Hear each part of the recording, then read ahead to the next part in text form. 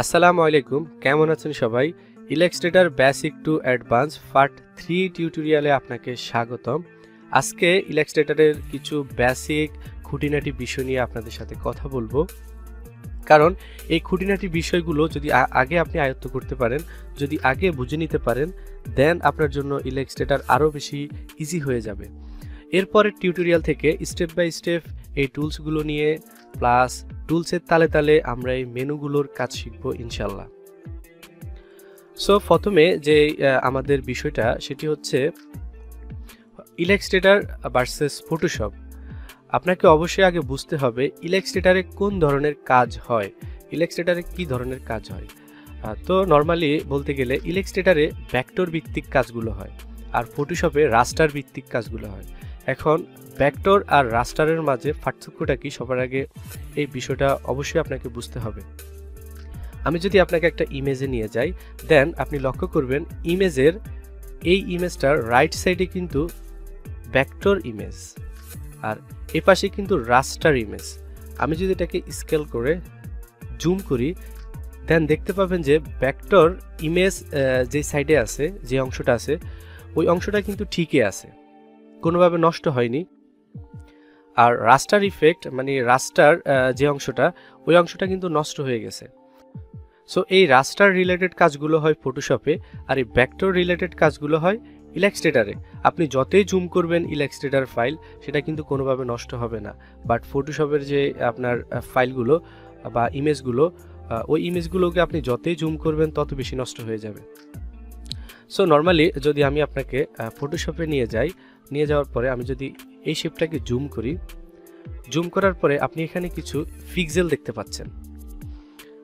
এই যে এ একটা পিক্সেল, দেন এ একটা পিক্সেল, এই যে এগুলো এক একটা পিক্সেল। তাহলে আমরা কি বুঝলাম? ফটোশপে পিক্সেল ভিত্তিক কাজগুলো হয়, মানে রাস্টার ভিত্তিক কাজগুলো হয়। এই যে এগুলো এক একটা পিক্সেল আর দিন শেষে এটি একটি রাস্টার। আর আমি যদি ইলাস্ট্রেটরে একটা অবজেক্ট আপনাকে জুম করে দেখাই, দেন আপনি যতই জুম করবেন এটির মাঝে আপনি কোনো পরিবর্তন দেখবেন না। আরও একটা ব্যাপার যদি লক্ষ্য করেন, তাহলে দেখতে পাবেন আপনি আপনার ফটোশপে 3200% পর্যন্ত জুম করতে পারবেন।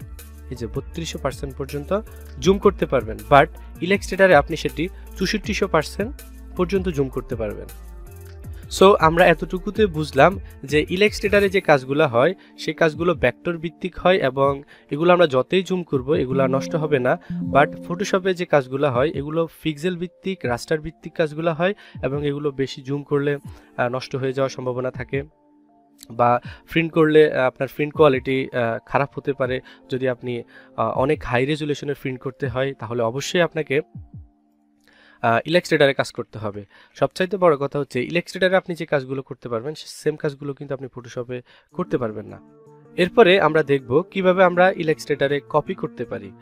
নর্মালি যদি আমরা একটা শেপ নিই এখানে এবং এই শেপটা যদি আমরা কপি করতে চাই, প্রথমে মুভ টুল দিয়ে, এটাকে মুভ টুল বলে, এই মুভ টুল দিয়ে আমি এই অবজেক্টটাকে সিলেক্ট করলাম।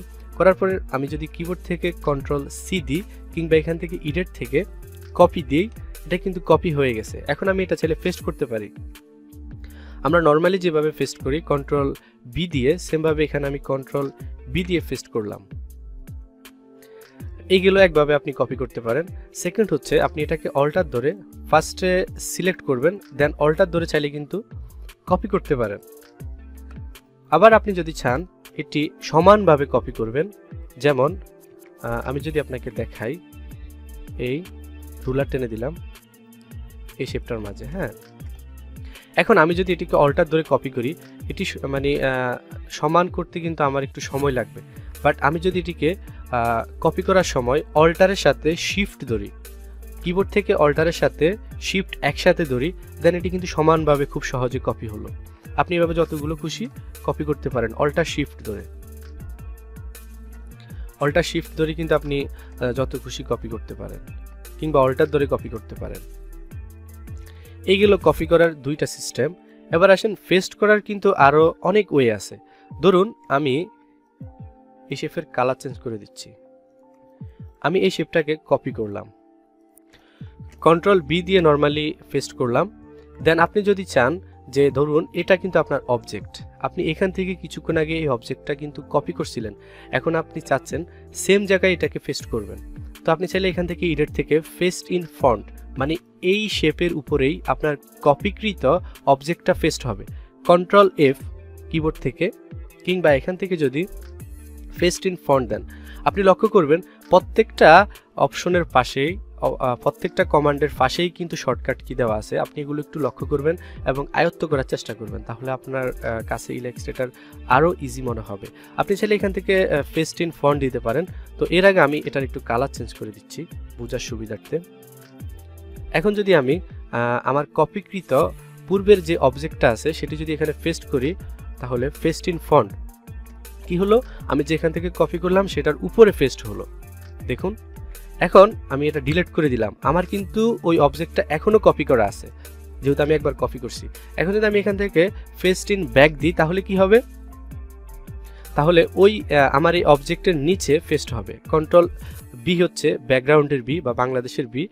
কন্ট্রোল বি দিলে কিন্তু আমার এই অবজেক্টের নিচে ওই অবজেক্টটা পেস্ট হয়েছে। তো এই ছিল কপি পেস্টের বিষয়টা। এরপরে কালার, আপনি কোন কোন উপায়ে আপনার অবজেক্টগুলোতে কালার অ্যাপ্লাই করতে পারেন। আমি এগুলো ডিলিট করে দিচ্ছি, সিলেক্ট করলাম মুভ টুল দিয়ে, দেন কিবোর্ড থেকে ডিলিট। আমি একটা অবজেক্ট নিলাম কিংবা একটা শেপ নিলাম এবং আমি চাচ্ছি এই শেপের উপরে আমি ভিন্ন ভিন্ন উপায়ে কালার অ্যাপ্লাই করব। প্রথমে আমরা যদি লক্ষ্য করি, আমাদের ইলাস্ট্রেটরের টুলস বারের নিচেই দুইটা কালার প্লেট আছে, একটা হচ্ছে ফিল আর একটা হচ্ছে স্ট্রোক। এই দুইটা কিভাবে আমরা শেপে অ্যাপ্লাই করব। ফার্স্টে আপনি আপনার যে শেপ আছে ওই শেপটা সিলেক্ট করবেন। সিলেক্ট করার পরে এখানে যদি আপনি ডবল ক্লিক করেন, আপনার ফিল কালারে ডবল ক্লিক করলে আপনি এখানে কালার পিকার পাবেন। আপনি চাইলে এখান থেকে যে কোনো কালার দিতে পারেন এবং আপনি সেম কাজটা চাইলে কিন্তু এখান থেকে করতে পারেন। আপনি চাইলে এখান থেকেও কালার চেঞ্জ করতে পারেন। এরপরে উইন্ডো থেকে আপনি কালারের আরও একটা অপশন পাবেন, এই যে কালার, যেটা আপনি F6 কিবোর্ড থেকে যদি আপনি শর্টকাট কি হিসাবে F6 দেন তাহলে অপশনটা চলে আসবে। আর যদি আপনি F6 না ইউজ করে এখান থেকে উইন্ডো থেকে কালারে ক্লিক করেন, দেন আপনার সামনে অপশনটা চলে আসবে। আপনি আপনার শেপটা সিলেক্ট করে যে কোনোভাবে এখান থেকে কালার চেঞ্জ করতে পারেন। তাহলে আমরা দেখলাম যে একভাবে আমরা এখান থেকে চেঞ্জ করতে পারি, আবার আমরা এখান থেকে চেঞ্জ করতে পারি, আবার কালার প্লেট থেকে আমরা এখান থেকে চেঞ্জ করতে পারি। এবার আসুন নিচে যেটা আমরা দেখব, উপরেরটা হচ্ছে ফিল কালার, নিচেরটা হচ্ছে স্ট্রোক কালার। ফিল আর স্ট্রোকের মাঝে যদি পার্থক্য বোঝাতে হয়, এই শেপটা বর্তমানে ফিল কালারে আছে। আমি এটাকে অল্টার শিফট ধরে একপাশে কপি করলাম। কপি করার পরে এখন আমি এই ফিলটা বন্ধ করে দিব, অফ করে দিব। কিভাবে অফ করব, এটা নিচে আমি একটা নান অপশন দেখতে পাবো, এই নানে ক্লিক করব। ক্লিক করার পরে এই যে স্ট্রোক কালার আছে, স্ট্রোকে আমি ডবল ক্লিক করব, দেন একটা স্ট্রোক কালার দিব। এখন সরি, এটা হোয়াইট না, অন্য একটা কালার দিচ্ছি। এখন এই যে অবজেক্টটা দেখতে পাচ্ছেন, এটা হচ্ছে স্ট্রোক আর এটা হচ্ছে ফিল। আপনি চাইলে আপনার স্ট্রোক কালার অনেকভাবে দিতে পারেন, যেমন আপনি সেমভাবে এখানে ডবল ক্লিক করবেন এবং এখান থেকে চাইলে যে কোনো কালার পিক করতে পারেন সেমভাবে। আবার এখানে কালার কোড দিতে পারেন। এই কালার কোড নিয়ে বিস্তারিত তখন কথা বলবো যখন আমরা কালার নিয়ে অ্যাডভান্স ডিসকাশন করব, তখন কালার নিয়ে বিস্তারিত আরও বেশি বলবো। এখন জাস্ট কালার কিভাবে অ্যাপ্লাই করবেন সে ব্যাপারে বলতেছি।